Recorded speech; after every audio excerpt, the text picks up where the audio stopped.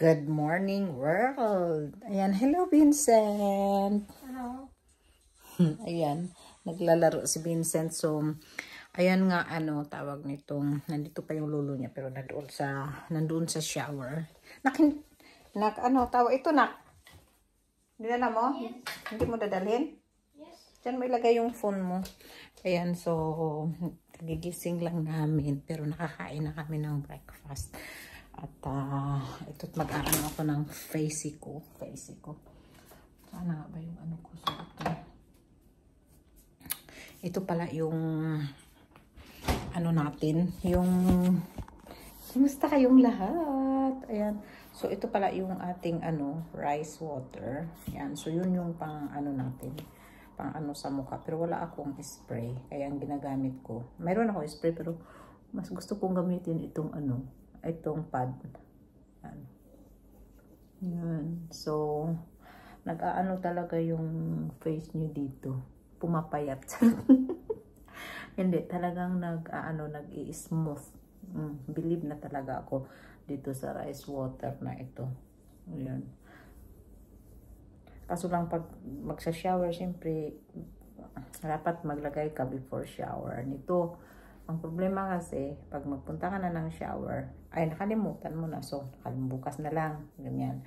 Tapos, another day, hanggang wala na. Hindi ko na nagagamit ito sa face, ay sa natin, sa katawan. So, dito ko lang itong ginagamit sa sa mga liig at sa Ayan, maano kasi siya yung parang nag-i-smooth talaga yung mo, yung sabi nila ganyan daw pag sa liig. Ayan. So, ito lang yung ginagamit ko na diba, ang dami kong itim-itim. So, ayan. Tapos, ayan, yung natin. Diba? Para siyang nakakaputi ng pero hindi naman. Ang gusto ko lang mawala yung mga ko, yung mga black dots. Kasi marami talaga ako noon, full. Kasi nga sa sobra naming pag-aano ng sun. Tapos ngayon magbabakasyon na din kami ulit. Kaya kailangan nating alagaan yung dami kong black spots ba. Ayan, pero okay lang yun, walang problema. So ito na nga mga kalabs, maghiwalay na talaga kami. Ayan. So, ganda pala ng ko. So, pumunta pala yung biyanan ko dito kasi sinundo niya si susunduin niya si Vincent at maghiwalay na naman kami ng summertime. Ayan. So, si Vincent aalis ngayon at pero susunod kami after 1.5 months. No, after 5 weeks, susunod kami, 3 weeks kami doon. Tapos sabay na kaming umuwi dito sa Finland. Ayan. So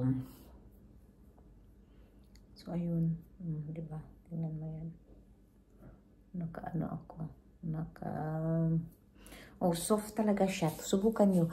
Pag naghugas kayo ng rice nyo, diba? Unang hugas, tapon. Pangalawang hugas, tapon. Yung pangatlo, kumuha kayo. Yan yan yung rice, yun ang maganda talaga siya, maganda. At nakakaano talaga siya, nakaka-soften ng inyong skin sa face. Sa face ko lang kasi yung Tapos ilalagay mo lang sa fridge, mga 1 to 5 days, pwede siyang gamitin. Pero pag ginamit mo na shower, syempre isang araw lang magagamit mo na yun kasi lahat ng katawan mo, pero hindi ko naman nagagamit yan. So ito na po pala yung ating, yung ating, yan yung luggage ni Vincent. Ayan.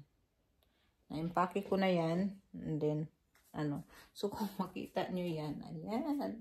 Yan yung ko, pangsuot ko ng samba na hindi ako makasama this year.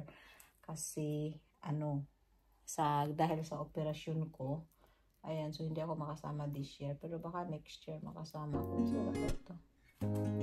Yata ng isang parang natanggalan ng isang yan. Yan, diba? Ang ganda. Hindi ko pa yan natapos. Pero ayan, diba? Ang ganda niya. Yan yung dapat isusuot ko. Pero hindi ako makapasok dahil nga sa opera ko. Hindi ako pwede. So, hindi ko pa natapos yung luggage ni Vincent. Tatapusin ko din ito. Kasi yung biyanan ko may ilalagay daw siya. Ayan. So, titingnan natin kung anong ilalagay niya dito. Parang wala na silang bitbitin. Si Vincent lang ang mayroong bitbitin. Yun. So, yun mga kalas. At magluluto ako ngayon kasi syempre kakain muna sila bago aalis. After ano pa naman 1 to 3 hours. After 3 hours pa naman kami aalis. So magluluto muna tayo ngayon ng pagkain. Kasi parang kakain muna sila bago sila aalis. Diba? Kakainin muna natin. Sabihin hindi ko sila kakain. So, ayun, yan na naman yung araw, yung kalaban natin na araw, nandyan na naman. So, magdidilim yung ating pagpa-vlog. Yan. Oh, sige, magluto muna ako. At hindi ko na lang kayo pakita sa pagluluto ko. Charot. So, kumusta nga pala lahat? Si Melba Mendez, Maria Salas, Cherry Soles, Estefania, Lori de Magalpok. Yan ang mga, natin, mga solid. Si Yet Ungayo, Beastie Buddy, yan. Kumusta kayo? Salamat sa inyong palaging suporta. Si Ilma Vlogs pala, nag-aano din siya sa akin. So maraming salamat sa inyong pagsuporta sa aking munting channel. Thank you. Hawakan mo yan. Tulak mo.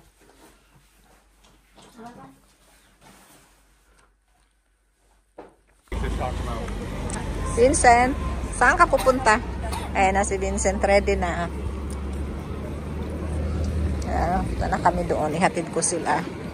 So, hiwalay na naman ang aming anak sa akin. Hey Vincent, terminal. Vincent. Ayan, so nandito na kami. Pasok na kami sa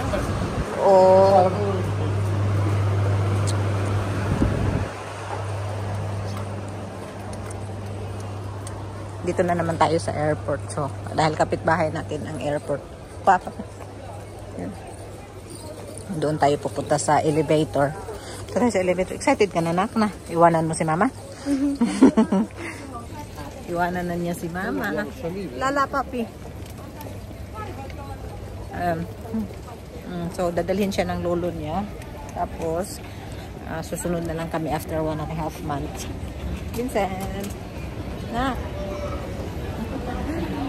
Excited na siya makapunta ng Italy.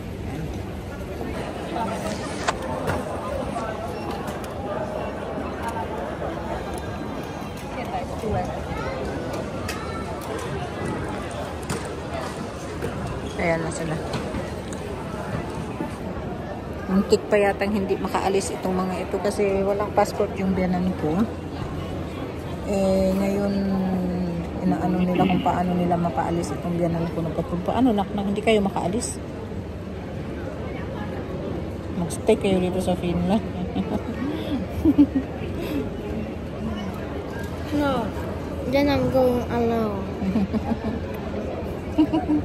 But no, then you have to stay here all the time. You have to go with the car. Ayan, so walang hindi nila ewan ko anong nangyayari dito sa mundo. Hindi natin alam kung paano yan.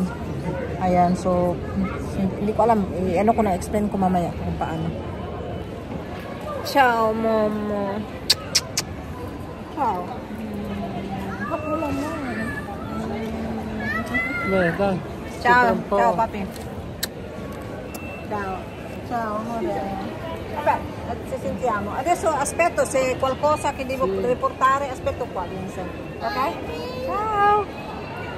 Vincent, maghintay ako dito, ha? Ayan na sila.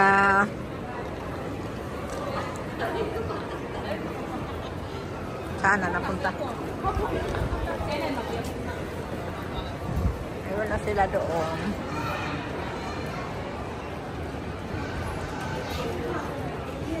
Ayan na sila. So, ayan, iniwan na talaga kami ni Vincent. So, ito pala yung dito sa harapan ng bahay namin. Bulaklak. Mayroon din dito. Ayan. Tapos, ayun, naririnig yung boom, boom, boom, boom. Sila dito Nagtitrimming siya.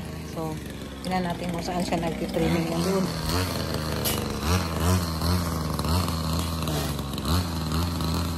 Nagtitrimming siya ng ano. So, ayun na, nandoon na sila sa loob. Naghintay na sila ng ano, tawag nito. Naghintay na sila ng ano, yung aalis na yung, ano ba yan?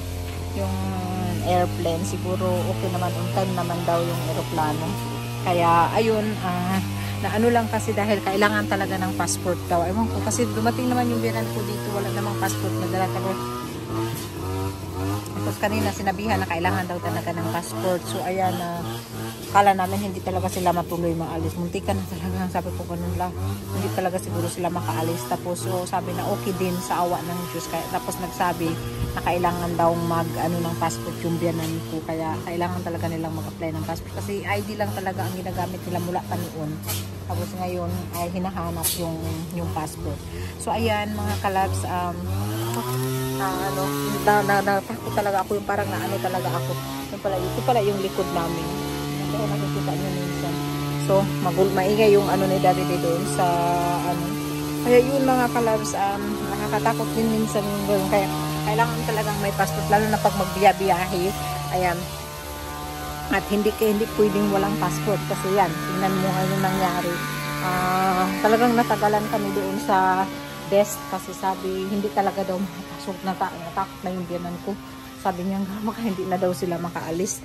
Oo, kaya sa awa ng Diyos sila ay nakaalis naman at okay naman ang lahat. So ayan, ito na pala yung strawberry natin mga kalabs. Ayan o, mayroon na siyang bunga. Ayan o, malaki na yung isa. Sandali, saan na ba? Ayan o, diba? Ito malaki na siya. Ayan. So makakain talaga kami nito ng strawberry. Bilis nagsilakihan. Tingnan ko nga yung aking salad. Nagtanom ako ng salad nung kailang araw ba yun. Nagtanim ako ng salad. Hindi ko alam kung lumaki na siya or ano. Tapos ito nga pala ay tatanggalin siguro namin itong aming ano, yung swimming. Kasi wala na si Vincent. So siya lang naman ang nagsuswimming kasi kami hindi naman talaga kami nagsiswimming. So ayan, parang nagluta yung ano ko. Tingnan natin yung salad ko kung umano ba yung hindi pa naman hindi pa tumaas yung salad ko. Tapos tingnan ko yung kuryente rin natin kung ano. Pero yung nagsamatayan man yung mga tanim ko siguro. Yung kuryente rin ko namatay talaga siya. Hindi talaga siya nabuhay. Ayan. Ayan, may bulaklak dito. Tingnan niyo, pakita ko sa inyo. Ayan yung tinanim ko. Ayan, may bulaklak na siya. Ito naman mga bulaklak natin. Ang lusog-lusog ng ating mga bulaklak. Ayan. Tapos ito naman yung kalabasa natin. Malaki na din siya. Ayan, meron pang isa doon sa baba. Saan na yung isa nito? Doon sa baba. Saan na kaya? Tingnan ko nga. Kasi nilagyan ko kasi siya ng bulaklak. Pang ano, yung ito yung, dalawa nga ito. Yan. Dalawa yan sila dyan. Ayan, tapos doon din. Meron din kalabasa. Doon din. Ayan. So, mag-harvest tayo nito. Tapos yan, mag-ano ako mamaya, magdidilig ako kasi nagsimatayan na yata tong aking bulaklak. Ayan, bilis naman ang ano. Pero mag-ano din ito. Kasi hindi naman talaga siya dry pa. Kaya hindi ko siya inanuhan. Hindi ko siya, ang ganda talaga, diba? Hindi ko siya diniligan dahil hindi pa naman talaga siya dry na dry. Kahapon, hindi talaga ako nagdilig ng halaman kahapon. Talagang ano ko, sabi ko hindi ako magdidilig kasi okay pa naman, pero parang hindi na sila okay. Ayan, mamaya didiligan ko sila. Ayan tingnan mo ito, ang ganda diba? Ang gaganda ng mga bulaklak talaga dito. Tapos dito mayroon din akong hanging strawberries. Ayan mayroon ng strawberry yan. So sana hindi nga siya kainin ng ng tawag nito. Tapos diyan hindi sila kainin ng ayan naman ay cherries ito, cherries. Sana mabuhay siya. Tapos namatay yung cherries dito. Ayan cherries ito, pero tingnan nyo, namatay siya. The next day.